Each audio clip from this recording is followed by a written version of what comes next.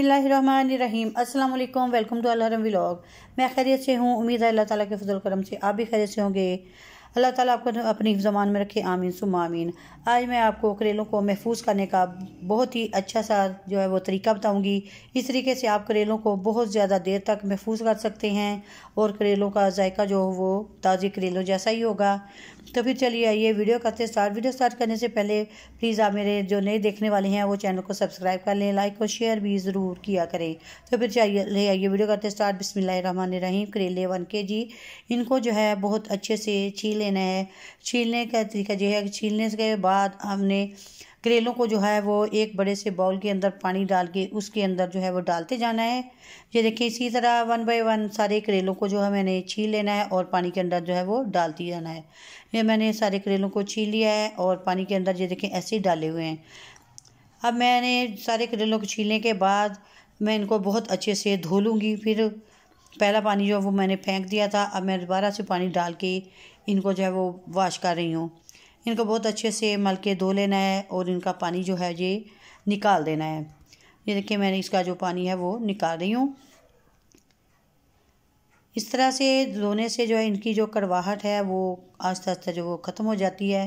या फिर मैं इनको एक दफ़ा धोऊंगी। ये देखिए इसको बहुत अच्छे से फिर वॉश कर लेना है।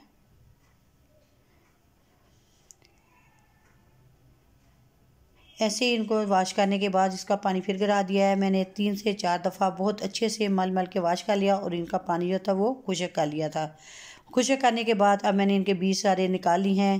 बीज निकालने के बाद अब मैं इनके ऊपर लगाऊंगी नमक। सबसे पहले मैंने 1/2 टेबल स्पून के करीब नमक डाला है। अब मैं डालूँगी हल्दी पाउडर 1 टीस्पून के करीब। इनको डालने के बाद बहुत अच्छे से इनको मलना है। देखें इनके अंदर पानी ज़रा बराबर भी नहीं है।